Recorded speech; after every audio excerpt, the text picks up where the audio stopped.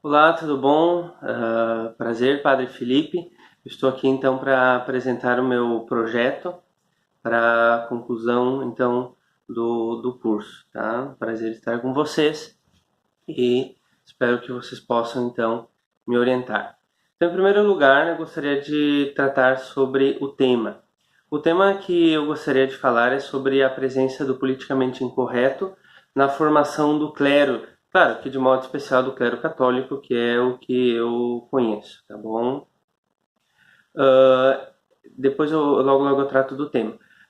Eu gostaria de utilizar como meio uma entrevista, tá? Então com tanto perguntas pré-determinadas, a fim de que eu possa abordar os temas que eu estou preparando e meditando sobre eles, e também com perguntas livres, tá bom?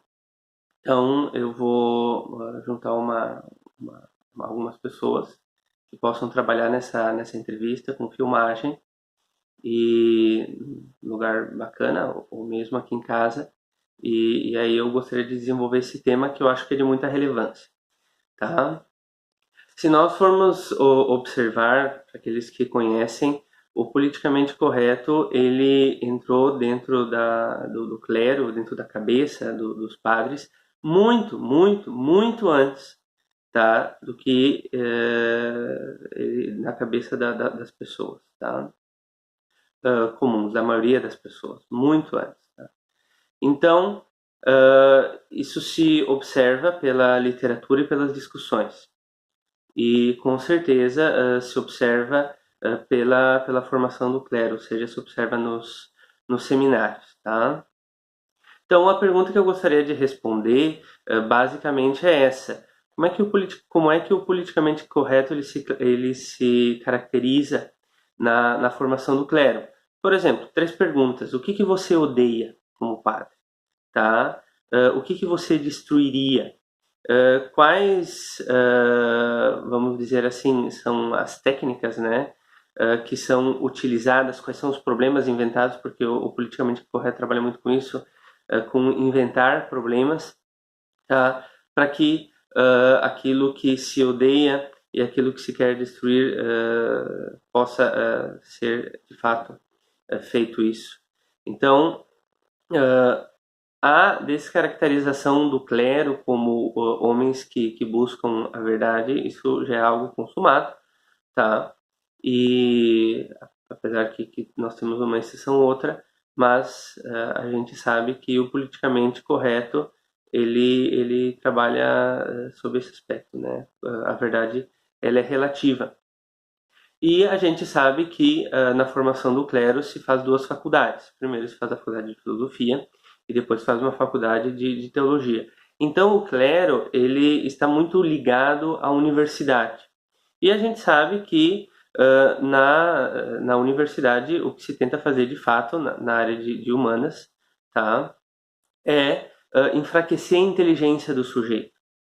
Então, a crítica de todas as coisas e também a indiferença em relação àquilo que é substancial, de fato, afetou a formação do clero.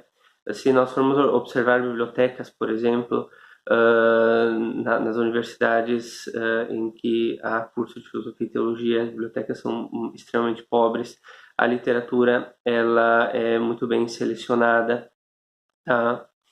E qual é a importância nisso tudo? Ou seja, por que esse tema ele é relevante na sociedade? Esse tema é relevante na sociedade pelo seguinte motivo, tá?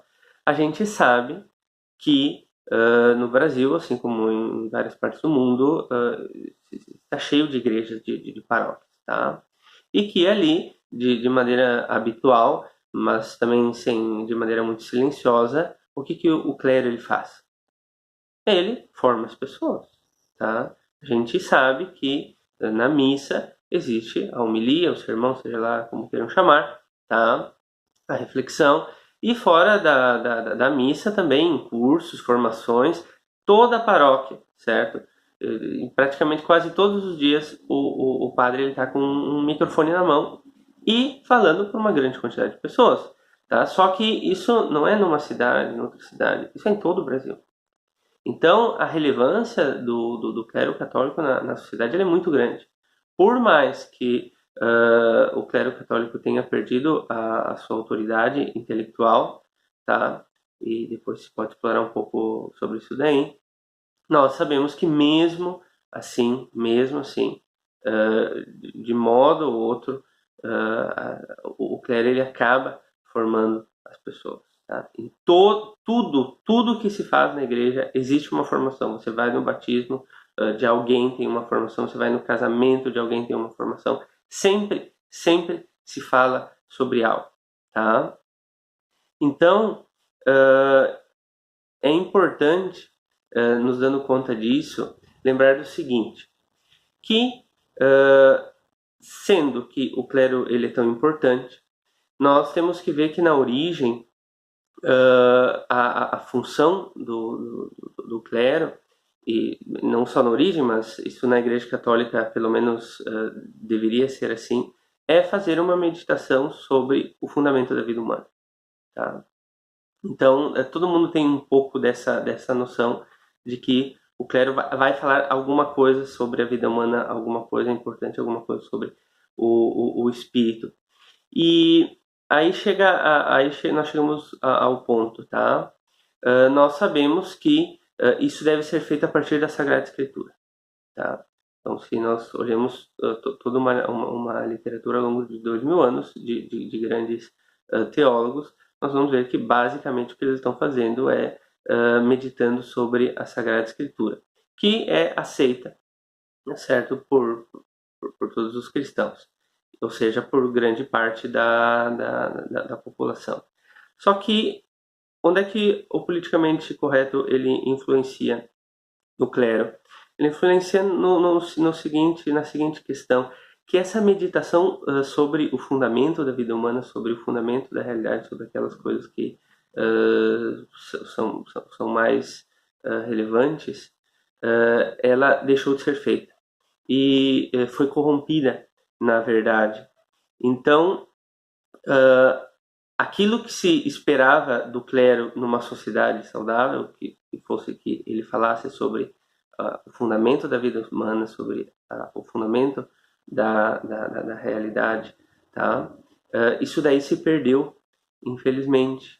E quando se perde, isso acontece o seguinte: se nós formos estudar, tem um filósofo que ele expôs isso de uma maneira bem simples e compreensível por todos, que é a seguinte: ele é Jean-Paul Sartre.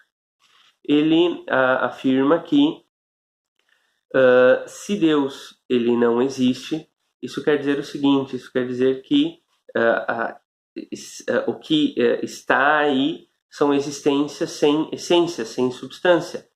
Por isso que onde não há um artífice, onde não há um criador, onde não há um artesão, onde não há um oleiro, a natureza das coisas elas estão em aberto. De maneira toda especial a natureza humana, que é moldada, que deve ser moldada pela liberdade. Tá bom. E aí daí também saiu o fundamento teórico da ideologia de gênero e assim vai. Mas o que eu gostaria de destacar? Eu gostaria de destacar o seguinte: primeiro, se o politicamente correto ele influencia o clero católico, o que acontece? O clero católico, junto com outros intelectuais que seguem essa linha de dizer que não há o artífice, o criador, o oleiro, por mais que o clero católico não afirme isso, mas isso acaba ficando entre parênteses. O que acontece? Acontece o seguinte: primeiro, que o ser humano, as pessoas são vistas como massa de modelar. Segunda coisa, que começa uma luta pelo poder para influenciar e dobrar a inteligência alheia. E o politicamente correto visa pôr esses limites e impor essas modas, tá? A fim de que, já que a natureza humana, ela não, a vida humana ela não tem substância, tá? A substância ela depende de decisões, e a gente percebe que, pelo menos vamos pensar politicamente correta, as pessoas não sabem decidir por elas mesmas, ou elas se baseiam em dogmas religiosos, coisas assim, coisas que não prestam. O que acontece? Acontece que o politicamente correto se torna uma luta por dominar a inteligência humana. E isso é muito claro na formação do clero. Tá? Quando você vê um vídeo na internet, por exemplo, assim, como debater com um esquerdista, como desmascarar um comunista, bem, o assunto ali não é, obviamente, irrelevante. Mas o politicamente correto, ele aí está sendo visto desde o seu ponto de vista retórico. Porém, a importância de mostrar o politicamente correto na formação do clero, já que é função, ou deveria ser função do clero, meditar sobre o fundamento da vida humana, é nós percebermos que o politicamente correto, ele não é só uma polícia do pensamento, ele não tem somente uma finalidade política, ele não tem só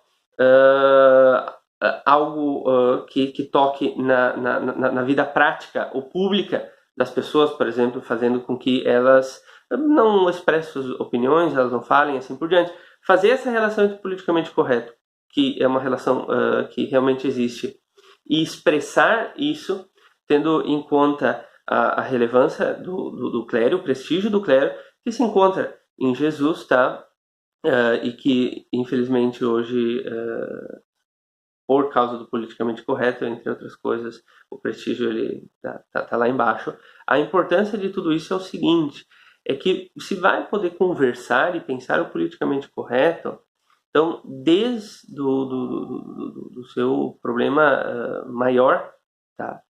Que é o seguinte, quando você cala a boca, quando você começa a policiar o seu pensamento, quando uma série de ideias, tá, que você tem contradizem aquilo que você percebe, o que acontece?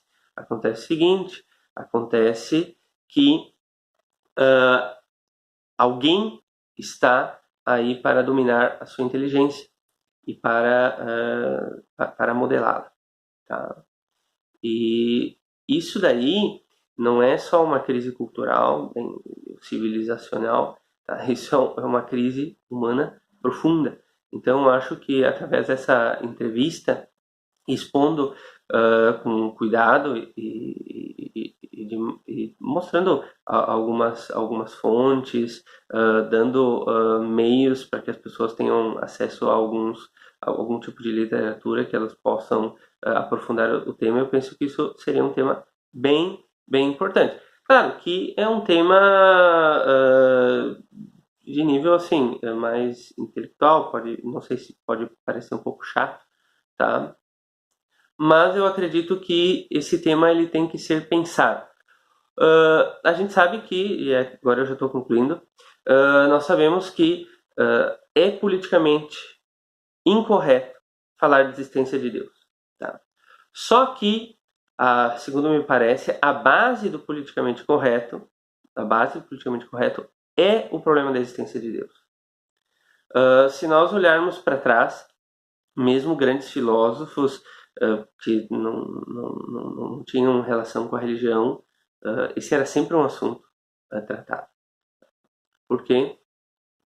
Porque, de fato, quando existe um fundamento de todas as coisas, é a ele que você se reporta e não a arbitrariedade e as vontades do pensamento alheio.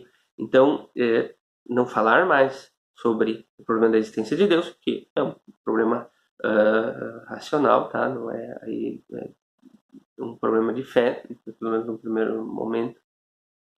Ela é muito importante, tá? E isso toca realmente o problema da formação do clero e a influência que o clero ele tem sobre a mentalidade das pessoas. Não nos esqueçamos que obviamente agora a escola as pessoas estão botando os filhos muito cedo na escola, mas a formação religiosa em geral, ela é uma constante aqui no Brasil. Então, você não foge não tem como fugir do problema você gostando ou não gostando, tá?